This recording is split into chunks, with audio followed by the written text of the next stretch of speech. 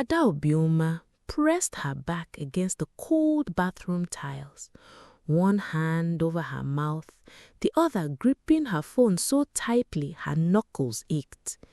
Outside the door, Mama Chidinma was laughing, loud, full, unbothered, telling a neighbor how her son had finally married a woman who at least knows how to keep quiet.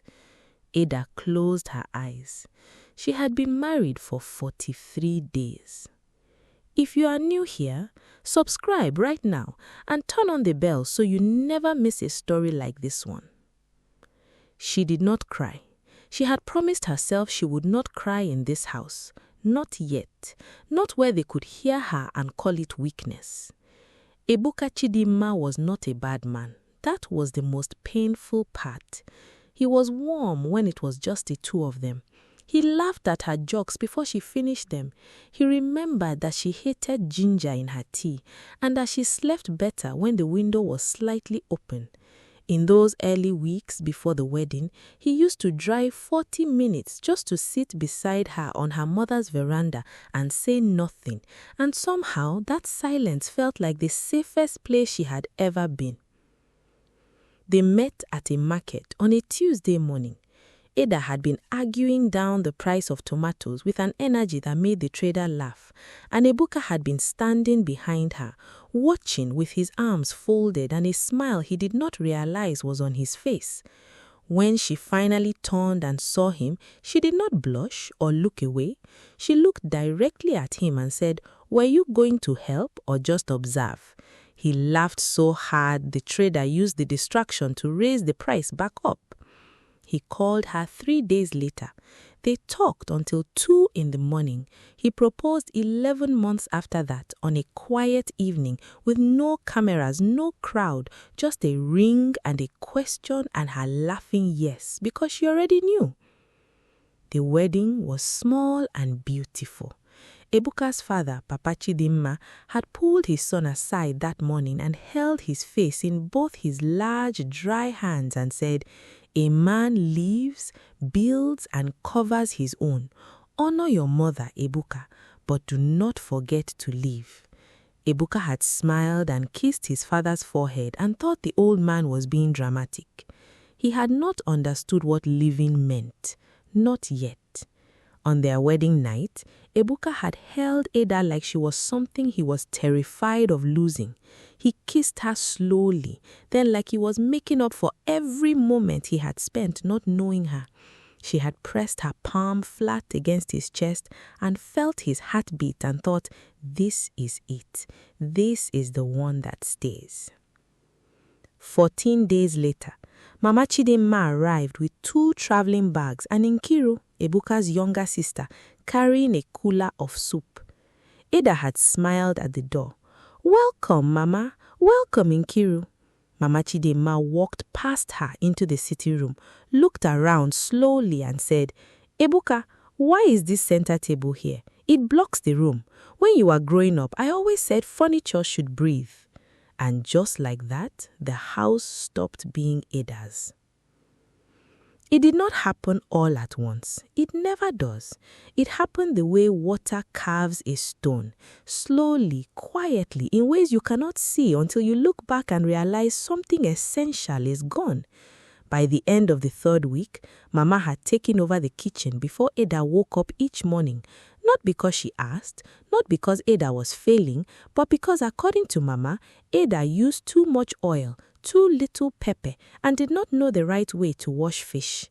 Inkiru would stand at the kitchen doorway watching Ada with her arms crossed and her mouth tight like a supervisor waiting to report something.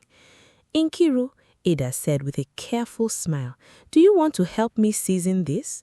Inkiru had looked at her the way you look at someone who has said something almost offensive. "I am fine," she said, and walked away. Ibuka came home to warm food, a calm mother, and a wife who smiled just a little too wide. He thought everything was going well. Then came the bedroom. Ada had returned from a short trip to her mother's house to find her pillow on the couch, her skincare arranged on the bathroom floor to make room on the counter, and Mama Chidinma sleeping in the center of the bed she shared with her husband, snoring softly, hands folded on her chest like a woman who had come home. Ada had stood in that doorway for a long time. When Ibuka got back, she had spoken quietly. "Ibuka, Mama moved my things. She is sleeping in our bed."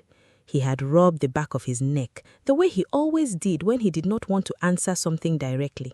"Ada, she's not young. Her back was troubling her. I told her she could use the room for a few days." "You told her," Ada said. "You told her without telling me." "It's just a few days." "It has been 43 days since we were married. I have been a guest in my own home since day one." Ibuka took her hands and kissed her fingers and said, "I will talk to her."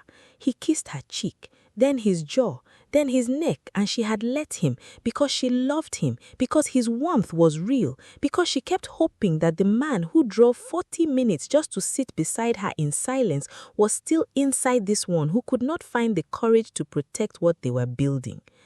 But Mama Chidinma was still in the bed the next morning. And the morning after that. Drop a comment right now. Whose side are you on so far? And don't forget to like this video. She began waking up at 5 to cook before Mama arrived in the kitchen. She stopped inviting her friends to the house. She started speaking in a lower voice inside her own walls as if she was the visitor. Inkiru would make comments at the table about the soup being watery, about the way Ada hung the curtains, about how some women were just not raised to manage a home, and then look at her food like she had said nothing at all. And Ibuka would say, "Inkiru, that's enough," in the tone of a man who wanted peace more than he wanted truth. It was not enough. It was never enough. One night, when Mama and Inkiru had gone to bed, Ibuka had pulled Ada close in the sitting room. The TV was low. The house was quiet. He had tucked her hair behind her ear and looked at her the way he used to, really looked like she was the only clear thing in a blurry world, and said, "I know this is hard. I see you trying. I love you." Ada had pressed her forehead against his and closed her eyes and thought, "This is it. This is the one that stays." Then, finally, nothing changed. Ibuka was in Abuja for work when Ada's fever broke 40 degrees. She had woken up that Thursday morning with her body burning and her legs too weak to carry her from the bed to the bathroom without holding the wall. She had sent Ibuka a message, short because typing hurt, just 3 words, "I am sick." He had replied with a heart emoji and "Drink water, baby. I'll call tonight." She put the phone down and looked at the ceiling and breathed slowly. Inkiru was in the sitting room watching a reality show at full volume. She waited until the next commercial break and then called out, "Inkiru, please, can you bring me water and check if there is paracetamol in the cabinet?" The television did not go quiet. Ada called again, louder this time. Inkiru appeared at the bedroom doorway, leaning against the frame, arms folded, and her mouth tight like a supervisor waiting to report something. "Do you look like a nurse to me?" She turned and went back to her program. Ada lay still for a moment. Then she got up herself, held the wall, walked to the bathroom, ran cold water over her wrists, found 2 tablets in the cabinet, swallowed them dry because the journey to the kitchen for water felt impossible, and went back to bed. Outside, Mama Chidinma was on the phone with a friend, her voice carrying easily through the thin walls. "These new wives want everything done for them. In my time, a woman cooked with fever, bathed her children, and still had food on the table before her husband's key turned in the door. Now they send text messages." Ada pulled the blanket over her head. She did not eat that day or that evening. Inkiru ordered food for herself and Mama from a restaurant down the road. Ada heard the delivery man at the gate, heard the rustle of bags, heard them eating and laughing at the television. Nobody knocked on her door. By the time Ibuka called that night, Ada's voice was so thin he almost did not recognize it. "Ada, why do you sound like that?" "I told you I was sick." Silence. Then, Did you eat? She did not answer immediately. That pause told him everything. Ada, his voice shifted. Did anyone bring you food? Ibuka, did my mother bring you food? Please, don't make this a big thing over the phone. Just come home. He was back the next evening. He had taken the first available bus because the flights were full and he could not wait. He walked through the gate and the first thing he heard was the television. The first thing he saw was Inkiru on the couch with her legs up, eating groundnuts from a bowl, and Mama Chidinma plaiting her own hair at the dining table with a small mirror propped against the fruit bowl. He walked to the bedroom. Ada was asleep, still in the same clothes from the day before. There was no water on the nightstand, no food, nothing. Ibuka stood in the doorway of his own bedroom and felt something move inside his chest. Not anger, not exactly, something older and heavier, something that had been building since the day he said, I told her she could use the room for a few days without asking his wife first. He went back to the sitting room. Inkiru, his sister looked up, not yet reading his face. You are back. She asked you for water. Her jaw tightened. I am not her. She asked you for water and paracetamol. His voice was quiet. That was the most frightening part. It was very, very quiet. She was sick. She had a fever. She is your brother's wife. She asked you for water. Inkiru, I am not a house. Answer me. Did you bring it? The room went still. Even the television seemed to lower itself. Inkiru said nothing. Mama Chidinma set down her comb slowly. Ibuka, don't come into this house and start raising your voice because of Mama, he turned to her. I am not raising my voice. I want you to hear me clearly because I am only going to say this once. He paused. Let the air settle. This is my home.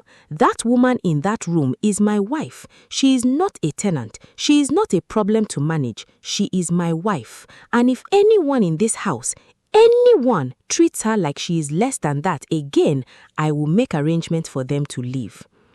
Mama Chidinma's face crumpled. Her eyes filled immediately, the way they always did, fast, practiced, devastating. After everything I did, after everything I sacrificed, you are choosing a woman you have known for 1 year over your own mother. I am not choosing anyone over you, Mama. I am choosing my marriage. There is a difference. And if you cannot see that difference, then maybe Papa was right when he said I never really left. Mama Chidinma began to weep. Inkiru stood up, mouth tight, eyes bright with something between hurt and fury. So this is what it is now. A wife moves in and a son forgets where he came from. I know exactly where I come from. I also know where I'm going. And I need the people in this house to decide if they are coming with me or staying behind. Inkiru picked up her phone and walked to her room. A door closed, not a slam, worse than a slam, a quiet, deliberate click. Mama Chidinma cried for a long time. Ibuka sat beside her, held her hand, did not apologize. Then he went to his bedroom, woke Ada gently, and carried her to the kitchen himself. He made her pepper soup from scratch, the way she had taught him once on a lazy Saturday, laughing at how he held the knife. He brought it to her in bed on a tray. She looked at the bowl, then at him, and her eyes went glassy. You didn't have to come back early. Yes, I did. He sat on the edge of the bed and watched her eat. When she was done, she leaned back against the pillow and reached for his hand. He brought it to his lips. I meant what I said that night. I just took too long to prove it. She looked at him for a long moment. Don't take that long again. He kissed her forehead, her cheek, the corner of her mouth. She turned slightly and kissed him back, slow and exhausted and grateful and real. He held her face like it was the most important thing in the room, because it was. They stayed like that for a while. Quietly, the house rearranged around them without either of them having to say another word. But the night was not finished. At midnight, Ada woke to a sound in the kitchen, soft, rhythmic. She got up slowly and stood in the hallway. Through the half-open kitchen door, she could see Mama Chidinma standing at the sink in the dark. No light, just moonlight through the window, washing the pot Ibuka had found to make the pepper soup. Ada stood and watched. Mama did not know she was there. She scrubbed the pot slowly, carefully, the way you clean something that belongs to someone else. When she was done, she dried it and placed it back exactly where Ibuka had found it. Then she stood at the sink for a moment with her hands gripping the edge, her head slightly bowed. Ada went back to bed without making a sound. She did not know what to call what she had just seen. It was not an apology. It was not enough, not by a long stretch, but it was something, a crack in a wall that seemed like it would never move. 3 weeks later, Inkiru came back. She arrived on a Sunday afternoon with 1 bag instead of 2, which meant she had not planned to stay long or she had left in a hurry. Her eyes were swollen in the particular way that meant she had been crying for more than a day. She stood at the gate, and Ada was the one who opened it because Ibuka was at the market and Mama was resting. The 2 women looked at each other. "I didn't come to cause trouble," Inkiru said. "I know," Ada said, and she stepped aside to let her in. They sat in the backyard on 2 plastic chairs while the afternoon light went gold around them. Inkiru looked at her hands for a long time. Then she said, "His mother did everything to me. Everything." Her voice broke on the last word. "She moved my things. She criticized everything I cooked. She told people in the neighborhood that I didn't know how to keep a home." Ada said nothing. Inkiru continued, "I kept thinking that I had done nothing to deserve it, that it was unfair, that someone should have stopped her." She stopped. She looked at Ada. Her face did something complicated and painful. "And then I thought about you." The birds in the compound went quiet for a moment. "Inkiru," Ada said carefully, "you don't have to." "I sat in your place," Inkiru said. "I did everything to you that is now being done to me, and I sat there in this still compound thinking I was helping my brother." Tears moved down her face without drama, without sound. Ada looked at the orange tree at the edge of the yard, at its roots, at how deep they went. "I forgave you before you came back," she said finally. "I had been carrying what you did for a long time, and I decided to put it down." Inkiru pressed both hands over her mouth. "That does not mean it did not happen," Ada continued. "It does not mean it was acceptable." But I cannot carry it and also carry this marriage and also carry myself. Something had to go. Inkiru nodded. She was crying fully now and not trying to stop it. Ada reached over and placed her hand on top of Inkiru's. Just that. No more words. Just the weight of one hand on another in the gold afternoon light, which was its own kind of language, the kind that does not need translation. If this story is touching you, like the video right now and subscribe. There is so much more where this came from. Mama Chidima changed the way Harmattan changes a landscape. So slowly you could not point to the exact morning it began, but one day you looked around and everything was different. It started with small things. She stopped coming to the kitchen before Ada, not because anyone told her, not because Ibuka made another speech. She simply began arriving after, sitting at the dining table with her tea, watching Ada cook without comment. The first time it happened, Ada had glanced over her shoulder, expecting a correction. None came. Mama just wrapped both hands around her cup and looked out the window. Then one Tuesday, Ada came back from the market to find the sitting room swept and mopped, the chairs wiped, the center table moved back to where she had originally placed it before Mama rearranged it the first week she arrived. Ada stood in the doorway and looked at that table for a long time. She did not say anything, neither did Mama. But that evening at dinner, when Ibuka commented that the egusi tasted different, richer somehow, Mama Chidima said quietly, without looking up from her plate, "Ada Adedozisa, leave. It was a good idea." It was 12 words. It was the most significant thing Mama had said in months. Ibuka looked at his mother, then at his wife.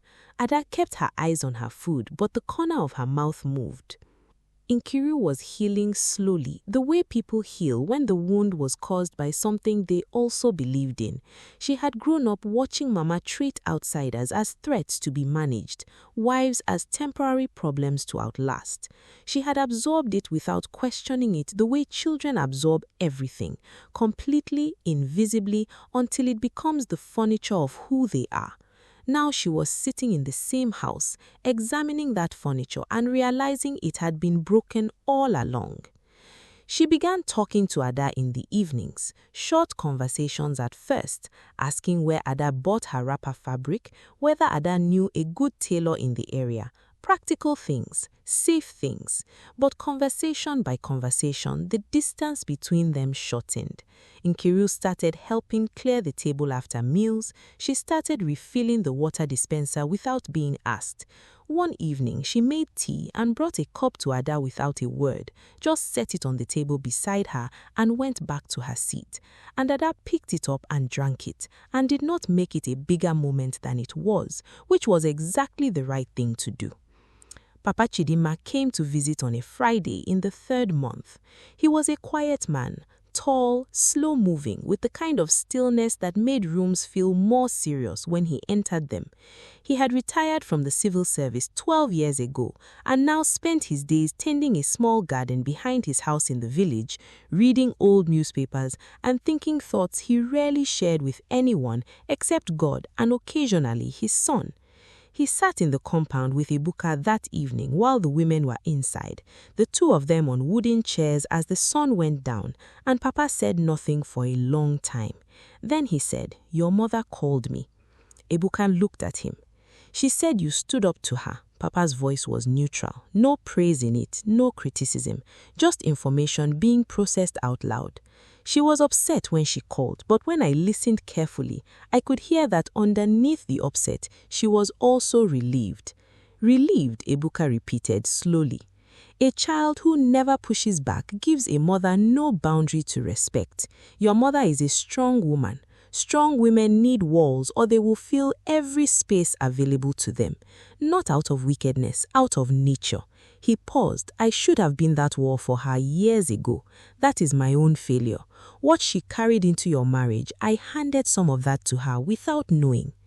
Ibuka was quiet for a moment. "You always said leave, build, cover your own. I thought you meant the house." "I meant yourself.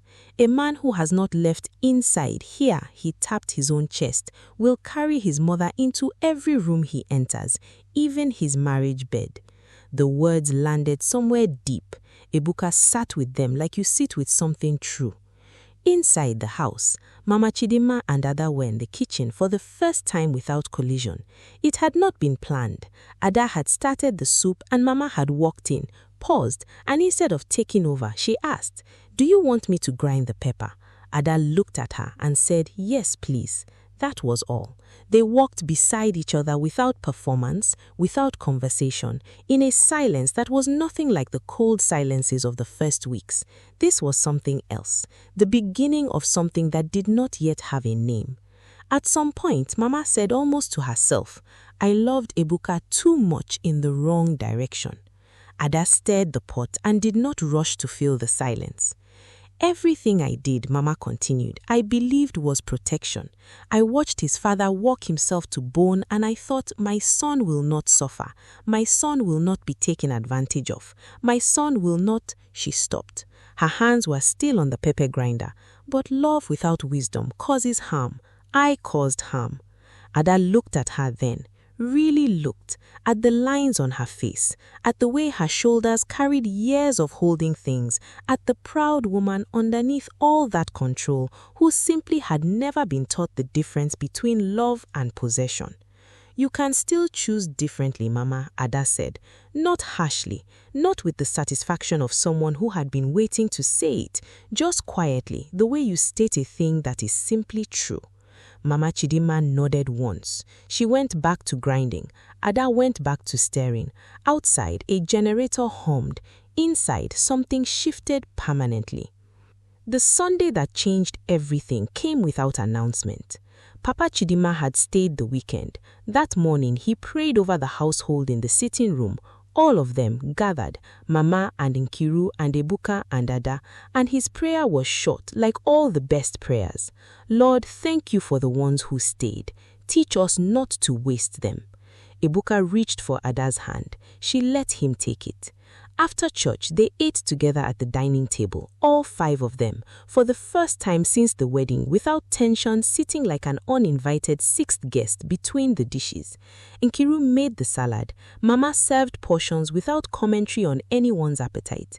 Ada had made the main course the night before, and when Mama tasted it and said this is well seasoned, Inkiru looked at Mama with something like wonder in her face, because in 30 years she had never heard that woman offer a complicated compliment to another woman's cooking. After the meal, Ibuka helped Ada clear the table.